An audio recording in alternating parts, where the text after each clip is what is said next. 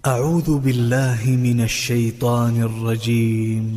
بسم الله الرحمن الرحيم.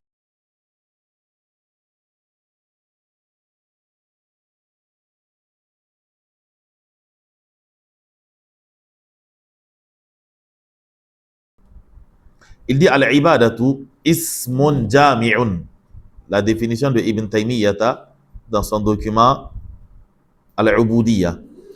Il dit al-ibadatu c'est ismun jami'un. C'est un nom qui englobe tout. Li kulli ma yuhibbuhu Allah wa yardahu. Qui englobe tout ce qu'Allah aime et agrée. Min al-a'mali wal aqwali. D'entre les actes et les paroles. Al-zahirati wal batina. Ok, les actes qu'ils soient apparents ou bien qu'ils soient cachés. Donc le tout rentre dans al-ibada. Il dit wal isti'anatu. C'est qu'on appelle al-isti'ana, le fait de demander de l'aide. Hiya al-i'timadu ala Allah. C'est le fait de s'appuyer sur Allah subhanahu wa ta'ala fi jalbil manafi'i, afin de te procurer des choses qui te seront bénéfiques. Wa daf'il madar, et afin d'échapper à certaines choses qui te sont nuisibles. Tu t'appuies sur Allah à la quête de ces choses-là. Il dit ma'a thiqati bihi fi tahsil dhalika, en étant convaincu que tu vas avoir cela. C'est-à-dire que tu dois avoir la conviction quand tu t'appuies sur Allah subhanahu wa ta'ala. Mais il y a aussi un effort qui vient de toi. Ce qui fait que le prophète sallallahu alayhi wa sallam, quand il a ordonné la isti'ana, il dit ihris ala ma yanfa'uka wasta'in billahi. Lutte pour acquérir ce qui t'est profitable. Sois ardent dans l'acquisition de ce qui t'est profitable. Le prophète dit wasta'in billah, et demande l'aide d'Allah subhanahu wa ta'ala. C'est cela l'isti'ana. C'est cela là, isti'ana. Tu fournis tes efforts et tu t'appuies sur Allah subhanahu wa ta'ala. Il dit donc ma'a thiqati bihi fi tahsil dhalika, et tu dois avoir confiance en Allah sur le fait qu'il va te procurer ces choses-là. Il dit wal qiyamu bi ibadatillahi wal isti'anati. Le fait de veiller à l'adoration d'Allah subhanahu wa ta'ala, et le fait de s'appuyer sur Allah pour avoir gain de cause. Il dit huwa al-wasilatu lis-sa'adati al-abadiyya. Il dit que c'est cela le chemin qui conduira au bonheur éternel. Wan najati min jami'i ash-shurur. C'est aussi ce qui garantit d'échapper à tous les maux. Il dit fala sabila ila najati illa bil qiyam bihima. Il n'est possible d'avoir le salut qu'en faisant les deux. C'est-à-dire en adorant Allah et en prenant appui sur Allah subhanahu wa ta'ala. Et quand on parle de prendre appui sur Allah, même pour l'adorer, il faut prendre appui sur lui. C'est pour cela que le prophète sallallahu alayhi wa sallam a dit à Mu'adh ibn Jabal, ne laisse pas l'occasion t'échapper. Après chaque prière, dis Allahumma a'inni. A'inni vient d'où ça? Ça vient de quel fi'l? Si c'est ana, il n'y aurait pas de hamza au début. A'ana. Ok? Ça vient du fi'l a'ana. Et le ni qu'on a en terminaison, c'est le nun al-wiqaya. Et ensuite le ya al-mutakallim. A'in, il y a un ni, l'il-wiqaya, il y a le ya al-mutakallim. C'est-à-dire que le shadda de a'inni, c'est le nun al-wiqaya plus le nun de a'ana. Donc, Allahumma a'inni, tu demandes à Allah de t'aider. Pourquoi? Allahumma a'inni ala dhikrika wa shukrika wa husni ibadatik. Oh Allah, aide-moi à me rappeler de toi. Aide-moi à te remercier et aide-moi à parfaire ton adoration. Même pour bien adorer Allah subhanahu wa ta'ala, tu as besoin de la isti'ana. Et Allah, dans d'autres versets, il a lié la ibada à la isti'ana. Parce que sachez que quand le serviteur essaye d'adorer Allah subhanahu wa ta'ala, alors qu'il ne s'appuie pas sur Allah subhanahu wa ta'ala, qu'il n'y a pas de confiance, alors il n'est pas loin de renoncer à l'adoration d'Allah subhanahu wa ta'ala. Il ne pourra pas aller loin. Et même Satan, ça fait partie des fibres sensibles sur lesquelles il agit pour détourner le serviteur. Le serviteur qui n'a pas confiance en Allah subhanahu wa ta'ala, en ce qui concerne même ses affaires mondaines, parce que c'est généralement le plus important chez les gens, il ne pourra pas adorer Allah comme il le faut. Allah nous dit que ash-shaytanu ya'idukumul faqra wa ya'murukum bil fahsha. Satan vous promet la pauvreté et il vous ordonne les turpitudes. Vous pensez que ceux qui volent, qui détournent, qui trahissent la parole donnée, qui ne tiennent pas l'engagement, qui acceptent le pouvoir, qui cherchent cela même, ils ne cherchent pas cela avec l'intention, très souvent, d'honorer ou bien de faire avancer les choses. Mais pour eux, ce sont des occasions de s'enrichir. Enrichissement illicite ou licite, c'est toi qui fais la part des choses entre al-halal bayyin wal haram bayyin. Ok? Pour eux, al-halal wal haram wal akul, tout c'est... Ok? C'est la même chose, quoi. Il n'y a pas de différence entre al-halal et al-haram et les shubha. Pour eux, tout est halal. Ok? Ils disent que le haram, c'est ce qui t'a échappé. Ok?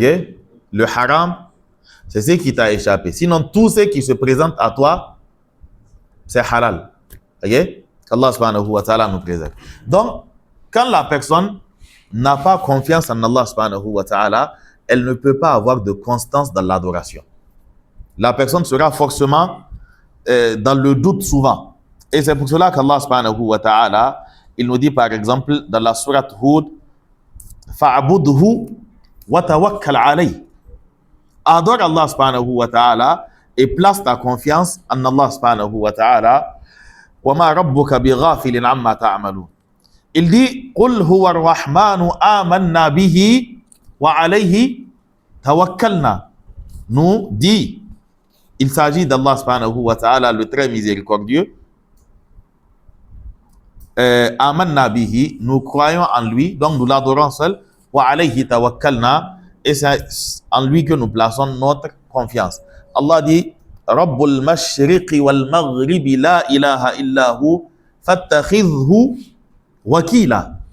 Lui, Allah, il est le Seigneur de l'Orient, donc du couchant, du levant. La ilaha illahu, nulle divinité en dehors de lui. Il dit fattakhidhu wakila. Prends Allah subhanahu wa ta'ala comme étant garant. C'est-à-dire, aie confiance en Allah subhanahu wa ta'ala. Donc, al-ibadatu et al-isti'anatu, ce sont des choses qui sont confondues. Quand tu adores Allah subhanahu wa ta'ala et que pour toi, l'adoration d'Allah se limite tout simplement au fait d'aller prier à la mosquée, au fait de jeûner, au fait de faire telle chose et telle chose, mais que réellement tu n'as pas la isti'ana, sache que tu n'es pas loin de voler. Tu n'es pas loin de détourner. Et tu n'es pas loin d'aller chez un charlatan. Parce qu'il n'y a pas cette relation de confiance entre toi et Allah subhanahu wa ta'ala. Quand on viendra te dire que des gens te poursuivent, tu es automatiquement inquiet. Et tu ne sais pas chercher de l'aide auprès d'Allah subhanahu wa ta'ala. On te dit qu'il y a un monsieur qui est fort. C'est-à-dire que présentement, tellement le marché des charlatans marche, même sur les réseaux sociaux, ils ont des comptes. Ok? Ils ont des comptes, ils font les promotions de leurs activités, ils font des publicités. Ok? Et souvent, ils se filment en train de faire des mélanges, quoi. Ok? Tout ça, c'est quand tu n'as pas la isti'ana. Quand tu ne fais pas la isti'ana, tu n'as pas cette conviction que c'est Allah qui peut te préserver, qui peut te faire sortir de toute situation improbable. C'est Allah qui peut te protéger, alors tu tomberas forcément dans ces choses-là. Et donc, pour cela, on joint à l'adoration le fait de s'appuyer entièrement sur Allah subhanahu wa ta'ala, et c'est ce qui va garantir l'équilibre du serviteur. Qu'est-ce qui faisait que les compagnons du prophète sallallahu alayhi wa sallam, il n'était pas inquiet face aux ennemis ou face à la rudesse de la vie, face à la famine, au manque de moyens. Qu'est-ce qui faisait qu'il n'était pas inquiet? Parce qu'il y avait cette confiance en Allah subhanahu wa ta'ala. Il savait que dans tous les cas, ils allaient s'en sortir. Si la richesse de la vie d'ici-bas, ils ne l'ont pas eu, dans tous les cas, ils savent que dans l'au-delà, c'est garanti. Mais quand tu n'as pas cette confiance en Allah subhanahu wa ta'ala, le fait que tu l'adores seul, tu n'es pas encore à l'abri. Ça fait partie des raisons pour lesquelles la ibada et la isti'ana ont été liées dans ce verset, comme le souligne Ibn Kathir, rahimahullah ta'ala. Donc, le cheikh nous dit فلا سبيل إلى النجاة إلا بالقيام بهما. Personne ne peut récolter le succès dans la vie d'ici-bas et dans l'au-delà si ce n'est en s'adonnant à ces deux choses-là. Adorer Allah et t'appuyer sur Allah. Le prophète sallallahu alayhi wa sallam, il dit à Ibn Abbas, il lui dit, Ya ghulamu inni u'allimuka kalimat. Il dit, petit, je vais t'enseigner des propos pour inculquer la isti'ana en lui. Inni u'allimuka kalimat. Je vais t'enseigner des propos. C'est-à-dire qu'il lui fait une introduction. Il lui dit, ihfazillaha yahfazka. Il s'agit d'un amr et de son jawab. Ihfazillaha, préserve les règles d'Allah subhanahu wa ta'ala, yahfazka, et Allah te préservera.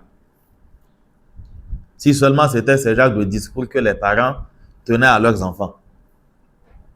Ne désobéis pas à Allah. Et Allah va te préserver quand tu seras, c'est-à-dire devant quoi. Ihfazillaha tajidhu tujahak, ou tajidhu amamak. Préserve les règles d'Allah subhanahu wa ta'ala, tu auras Allah devant toi. Allah sera avec toi. Mais ce n'est pas ce genre de conseil qu'on donne aux enfants de nos jours. Ok? La seule chose qu'on lui dira, fais en sorte que ta moyenne ne baisse pas.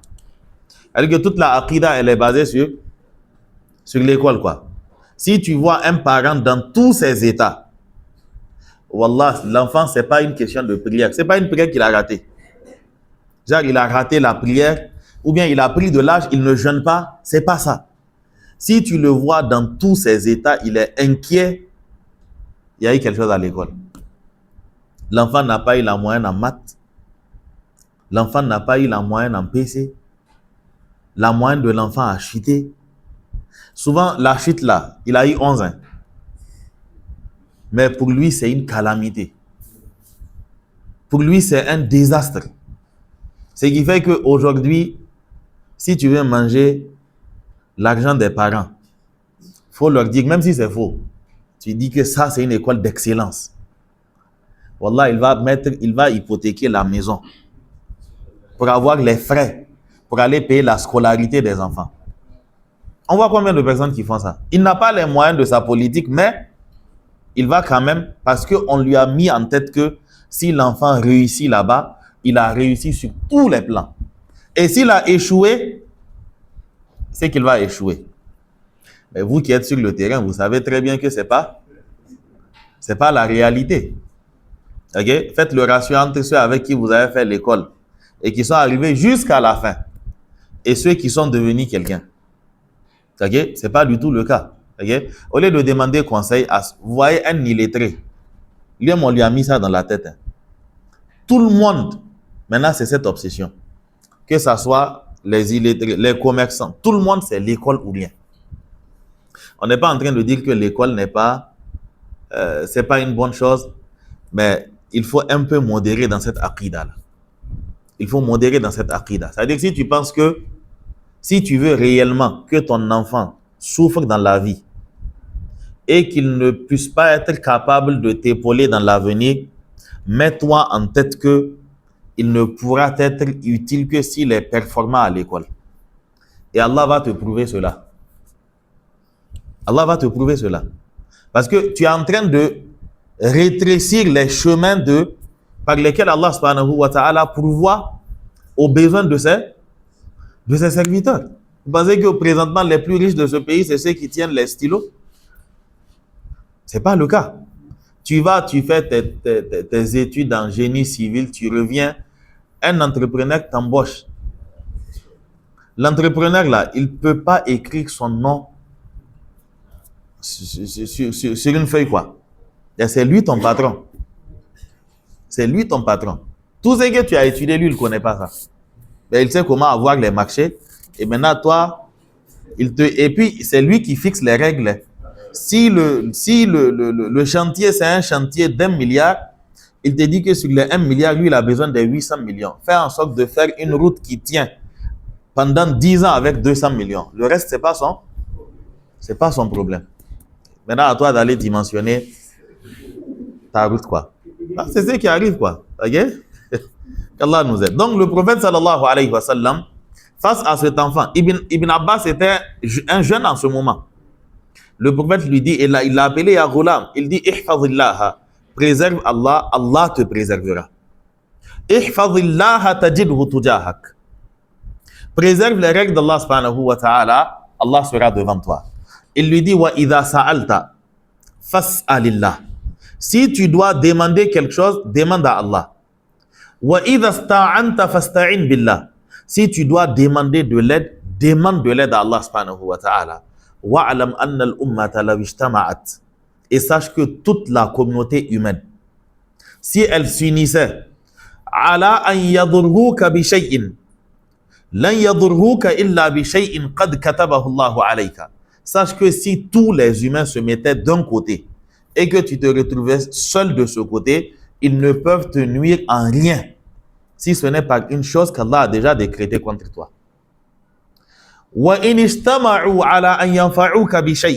Et si tout le monde faisait front commun, tous les humains, avec pour objectif de te faire profiter d'un quelconque bien, le prophète dit que sache que ils ne peuvent t'accorder que le bien qu'Allah t'a prédestiné. Rien, ils ne peuvent rien faire. Imaginez-vous un enfant à qui on inculque ses propos matin et soir. Vous pensez que quand il grandira, pour lui, il y a d'autres moyens de réussite que le fait d'éviter le haram? Tu veux la préservation d'Allah, alors préserve les règles d'Allah subhanahu wa ta'ala. Mais maintenant, ce n'est pas le cas. Quand l'enfant il a un oncle qui chôme, on lui dit, tu veux être comme tonton un tel? Il dit non, on lui dit donc il faut travailler à l'école. C'est-à-dire que ce n'est pas une question de ihfazillah yahfazka. C'est une question de étudier bien et tu vas réussir. Et comme les gens sont obsédés par cette chose-là, Allah subhanahu wa ta'ala, quand tu le mets de côté et que tu lui montres que toi, tout ton intérêt, c'est de ce côté-là, Allah va te faire souffrir là-bas. Quand un parent se plaint de son enfant, souvent il t'énerve, souvent il te fait rire, souvent tu te demandes est-ce qu'il est en train de réfléchir. L'amour que les parents ont pour leurs enfants maintenant est proportionnel à la réussite de l'enfant à l'école. C'est-à-dire quand l'enfant travaille bien à l'école, il l'aime. Quand l'enfant n'étudie pas bien à l'école, toi tu penses que réellement tout le monde est doté de la même type de la même forme d'intelligence, et tu penses que réellement l'école c'est comment là, c'est une balance pour savoir qui est intelligent et qui n'est pas intelligent, et qui va réussir dans l'avenir et qui va échouer. Tu penses réellement que l'école, c'est une balance comme ça? Et tu penses que parce que ton enfant, Allah ne lui a pas donné peut-être le type d'intelligence qu'on évalue à l'école, qu'il est forcément voué à l'échec. Qu'Allah subhanahu wa ta'ala nous préserve. Le prophète nous dit que Man kanatil dunya hamma, farraqallahu shamla. Si l'enfant qu'Allah t'a donné, à travers l'enfant, toi, tu fais tes pronostics de la vie d'ici-bas, c'est là-bas Allah va te châtier. C'est-à-dire que c'est là-bas tu vas le plus souffrir. Parce que le prophète dit que toute personne dont l'obsession est la vie d'ici-bas, farraqallahu shamlahu, Allah disperse son esprit. Allah disperse son esprit. Il posera des actes que tu sais qu'une personne lucide ne pourrait pas poser. C'est l'obsession là qui est en train de le faire souffrir. Qu'Allah nous aide. Donc, vous voyez que le prophète sallallahu alayhi wa sallam, il a inculqué cela à Ibn Abbas. Si tu dois chercher de l'aide, cherche de l'aide auprès d'Allah subhanahu wa ta'ala, parce que les humains ne te seront d'aucune utilité. Maintenant, comment est-ce qu'on éduque les enfants ici? Déjà, dès le bas âge, on fait craindre à l'enfant dodo. Un petit truc seulement, on lui dit ish. L'autre, on est en train de lui expliquer que lan yadurruka illa bi shay'in qad katabahu Allahu lak. Et toi, tu es en train d'effrayer ton enfant avec des ish, avec des dodo. Ok? Et tu es en train de faire sortir un produit qui sera bientôt fini et qui ne sera d'aucune utilité. Ok? Qu'Allah subhanahu wa ta'ala nous aide. Le cheikh nous dit donc, il dit, c'est à quel niveau? Il dit que wa inna ma takunu al-ibadatu ibadatan. Quand nous disons à Allah que tu es celui que nous adorons, alors inna ma takunu al-ibadatu ibadatan idha kanat ma'khudatan an rasulillahi. L'adoration ne sera une adoration que quand elle est prise du prophète sallallahu alayhi wa sallam. Maqsoudan biha wajh Allah. Et qu'on vise par cette adoration la face d'Allah subhanahu wa ta'ala. Si ton adoration, c'est toi qui l'as inventé, sache que tu n'es pas en train d'adorer Allah subhanahu wa ta'ala. Et quelle que soit la souffrance, c'est toi qui as cherché ça. Donc, avant de souffrir, il faut se demander, est-ce que cette adoration, elle est légiférée? Nous sommes pendant le mois de Ramadan. Tout instant est précieux. Et donc, toute adoration que tu vas poser, rassure-toi que tu as rempli ces deux conditions. C'est une adoration légiférée et tu es en train de le faire pour Allah.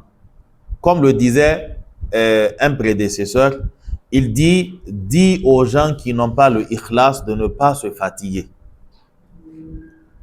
Tant que tu ne fais pas pour Allah, ne te fatigue pas. C'est-à-dire que tu prends ton tapis, tu vas à la mosquée, imam ou ma'moum, peu importe, tu sais que ce n'est pas pour Allah, reste à la maison, tu vas dormir. Si ce n'est pas pour Allah, reste à la maison, tu vas dormir. Parce que déjà, tu sais que ton intention, ce n'est pas Allah. Donc, au moins, que d'aller récolter des péchés, tu vas t'adonner à un acte qui est mubah. Donc, tant que ce n'est pas pour Allah que tu fais la chose, ne te fatigue pas. C'est-à-dire que tu vas t'épuiser et les humains pour lesquels tu es en train de faire ça, ils ne pourront pas te récompenser. Et tu n'auras jamais leur agrément, leur satisfaction. Le moindre faux pas, ils vont te dire les 4 vérités. Ok? Donc, tant que ce n'est pas pour Allah, on laisse tomber. Ok? Donc, il dit, la ibada, ce n'est une ibada que dans le cas où elle est prise du prophète sallallahu alayhi wa sallam. Pendant ce mois de Ramadan, vous avez des livres là, les livres où on dit que aujourd'hui nous sommes la 3e nuit de Ramadan, les nawafil de cette nuit-là sont de tel type. Ok? Tu fais 4 rakats. La première, tu lis la Fatiha tel nombre de fois. Après, tu lis, ce sont des histoires.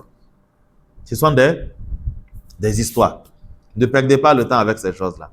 La même chose, l'autre fois, j'avais oublié, quand on avait parlé de Bismillah, au niveau de Inna lillahi tis'atan wa tis'ina isman. Allah a 99 noms. Et c'est lui qui retient, Allah parmi ses noms, il y a 99 quoi. C'est lui qui retient ces 99-là, il aura le paradis. Sachez que les 99 noms qu'on retrouve dans le livre-là, ce sont des histoires. Certains noms qu'on retrouve dans ce livre ne sont même pas des noms d'Allah. Ok? Je ne parle même pas de ce qui est dit. Quand tu perds ton objet, il faut répéter As-salam, As-salam, As-salam, tel nombre de fois tu vas. Je ne parle pas de ça d'abord. C'est-à-dire que certains des noms même ne sont pas des noms d'Allah d'abord. Ok? Certains des noms de ces noms. Le même hadith rapporté par At-Tirmidhi et Ibn Majah, il y a des endroits où ce n'est pas les mêmes noms qui sont cités. Les savants citent ce hadith-là pour préciser le fait qu'il est faible. Je ne parle pas du haut du hadith, je parle de là où on cite les noms. Donc, déjà, certains de ces noms ne sont pas des noms d'Allah subhanahu wa ta'ala. Et ensuite, les invocations, ou bien les azkar qu'on demande de faire, de répéter tel nombre de fois, Ya Latif, Ya Latif, Ya Latif, Ya Salam, Ya Salam, Ya... Ce sont des histoires. Le fait d'invoquer Allah en appelant son nom n'est pas une invocation. Ya Salam, quoi? Ya Latif, quoi? Tu demandes quoi? Tu ne demandes rien. Ok? Donc, il dit que إنما تكون العبادة عبادة إذا كانت مأخوذة عن رسول الله. L'invocation et l'adoration n'est adoration que quand elle est prise chez le prophète sallallahu alayhi wa sallam. مقصودا بها وجه الله. Et qu'on vise par elle la face d'Allah subhanahu wa ta'ala. Il dit que فبهذين الأمرين. C'est avec ces deux choses que تكون عبادة, que l'adoration s'avère être une adoration. Sinon, il s'agira de gymnastique, il s'agira d'autres choses, mais pas d'adoration. Et pendant ce mois de Ramadan, le prophète sallallahu alayhi wa sallam, il nous dit que Rubba sa'imin, il se pourrait qu'on ait un jeûneur. Laysa lahu min sawmihi illa al-ju'a wal-'atash. Quelqu'un pourrait jeûner et sa seule récompense à travers le jeûne, c'est la soif et la faim. Ok? Et la même chose, Rubba qa'imin, il se pourrait que quelqu'un veille la nuit, laysa lahu min qiyamihi illa sahar. La seule chose qu'il gagne de sa veillée nocturne, c'est le fait d'avoir veillé la nuit. C'est-à-dire le fait de n'avoir pas dormi. C'est-à-dire que c'est sa seule récompense. Ce n'est pas une récompense, c'est pour ironiser. C'est-à-dire que le seul gain qu'il a eu, c'est qu'il a passé toute la nuit sans dormir. Comme l'autre dont la seule récompense, c'est juste la faim et la soif. Quand on fait, qu'on fasse pour Allah subhanahu wa ta'ala, et quand on fait, qu'on fasse la chose comme l'a fait le prophète sallallahu alayhi wa sallam. Sans ces choses-là, tu es en train de te fatiguer. Tu es en train de te fatiguer. C'est-à-dire que tu n'as rien. Il dit que وَذِكْرُ الْإِسْتِعَانَةِ بَعْدَ الْعِبَادَةِ مَعَ دُخُولِهَا فِيهَا لِاحْتِيَاجِ الْعَبْدِ فِي جَمِيعِ عِبَادَاتِهِ إِلَى الْإِسْتِعَانَةِ بِاللَّهِ. Il dit وَذِكْرُ الْإِسْتِعَانَةِ, le fait de mentionner, le fait de demander de l'aide auprès d'Allah subhanahu wa ta'ala, ba'd al-ibada, après avoir mentionné l'adoration d'Allah. C'est-à-dire on parle du fait de demander de l'aide auprès d'Allah après nous avoir parlé de l'adoration. Pourquoi? Parce que nous savons que le fait de demander de l'aide, c'est une adoration. Mais pourquoi les deux ont été cités alors que l'un est inclus dans l'autre? Il dit que l'ihtiyaj al-abdi, c'est parce que le serviteur a besoin fi jami'i ibadatihi. Il a besoin dans toutes ses adorations, il al-isti'anati billah, de demander de l'aide auprès d'Allah subhanahu wa ta'ala, comme on a cité dans le hadith de Mu'adh ibn Jabal. Il dit فإنه إِلَّمْ يُعِنْهُ اللَّهُ, parce que l'homme, إِلَّمْ يُعِنْهُ اللَّهُ, si Allah ne l'aide pas, le asl de yu'inhu, c'est yu'inuhu, le même fi'il a'ana, yu'inu, mais le lam est jazim. Donc yu'inu, si le nun prend soukoun, forcément le madda va disparaître. Donc فَإِنَّهُ إِلَّمْ يُعِنْهُ اللَّهُ, si Allah ne l'aide pas, lam yahsul lahu ma yuriduhu min fi'l al-amr, min fi'l al-awamir. Si Allah ne l'aide pas, il n'aura pas, lam yahsul lahu, il va pas acquérir, il va pas avoir ma yuriduhu, c'est qu'il vise. Si Allah ne l'aide pas, il n'obtiendra pas ce qu'il vise, min fi'l al-awamir, à travers l'exécution des ordres, wajtinab an-nawahi, et à travers le fait de s'éloigner des choses interdites. ثم قال, et ensuite Allah subhanahu wa ta'ala a dit اهدنا الصراط المستقيم. Hier j'ai dit où ça? C'est maintenant quand j'ai regardé la montre, tu me rappelles ce que j'ai dit hier. Hein? Sinon je vous ai dit quand vous allez voir l'heure avancée de m'interpeller. C'est maintenant quand tu me vois regarder la montre, c'est là tu me rappelles ça. Ok, donc on arrête ici par rapport au Iyyaka na'budu wa Iyyaka nasta'in pour continuer avec 5-10 minutes de règles, Inch'Allah, on clôt. Donc par rapport au tafsir, subhanakallahumma wa bihamdik, ashhadu an la ilaha illa ant, astaghfiruka wa atubu ilayk. Wa sallallahu ala nabiyyina Muhammadin wa ala alihi wa sahbihi wa sallam. Wassalamu alaikum wa rahmatullahi wa barakatuh.